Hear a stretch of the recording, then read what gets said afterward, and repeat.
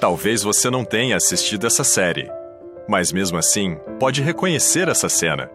É a tipografia do título da série produzida na Coreia, Round 6, um grande sucesso internacional. As partes pintadas em rosa mostram os formatos de um círculo, um triângulo e um quadrado. Na versão coreana, essas formas estão bem destacadas. Isso acontece porque, quando o alfabeto coreano Hangul foi inicialmente criado, suas letras foram concebidas para que fossem simples e geométricas. E como sabemos disso? Bem, está tudo registrado. Existe uma história muito interessante sobre o Hangul. O ano era 1428, e um dia, a nação Choson acordou chocada por causa de um crime terrível. Um homem chamado Kim Hwa tinha matado seu próprio pai. Ao saber da tragédia, o então rei coreano, Rei Sejong, decidiu escrever um livro de histórias com lição de moral para que esse tipo de crime nunca mais acontecesse. Entretanto, isso não teve o efeito esperado. E a razão era simples.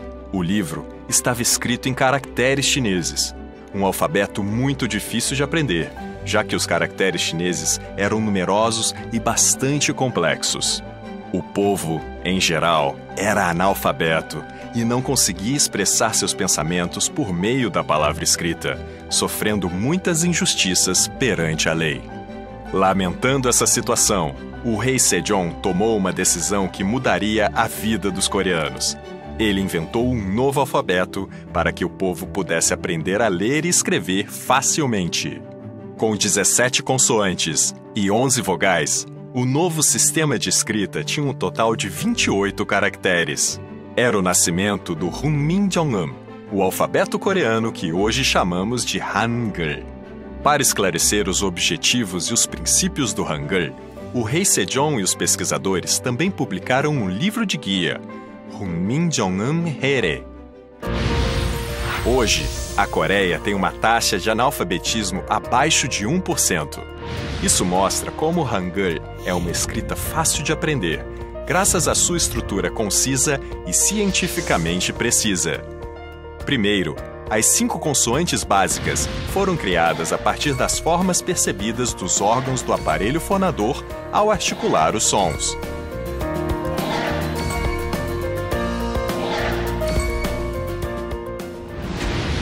As vogais do Hangul têm 3 formas básicas, inspiradas por 3 elementos da natureza: o céu, a terra e o ser humano em posição ereta.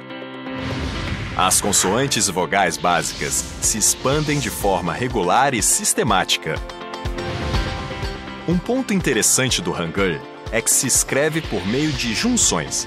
Escreve-se ao juntar a letra do primeiro som, a letra do som do meio e a letra do som final. Existem regras para escrever através do método das junções.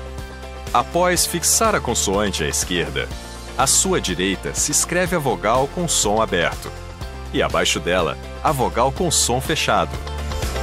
Ao combinar 14 consoantes e 10 vogais, do total dos 24 caracteres que compõem o Hangul contemporâneo, é possível construir 11.172 sílabas. Um sistema de escrita que possibilita a máxima comunicação com o mínimo de caracteres. Competitivo, não é mesmo? A fusão do significado e do formato do Hangul permite a criação de verdadeiras obras de arte. Algumas das principais construções da capital coreana, como o Portão Gwanghwamun e a Prefeitura de Seul, são exemplos de obras de arte representadas por essa tipografia. Na era da informação digital, em que a velocidade é um elemento vital, o Hangul tem mostrado sua grande força. Isso é possível graças ao princípio do modo de junções, em que se escreve uma consoante seguida por uma vogal em uma unidade silábica. No teclado de um computador, você pode digitar de forma bem rápida, ao usar a mão esquerda para as consoantes e a direita para as vogais. Em um smartphone, você pode digitar mais de 20 caracteres coreanos com apenas 12 teclas. Isso é possível porque é aplicado no teclado o princípio do Hangul de adicionar caracteres para letras com sons semelhantes. Não é surpreendente a presença do Hangul até no contexto onde a Coreia, em um curto espaço de tempo, cresceu economicamente e se tornou um dos países mais avançados em TI? Até agora, descobrimos os bastidores da criação do Hangul, seus princípios e curiosidades. O que você achou?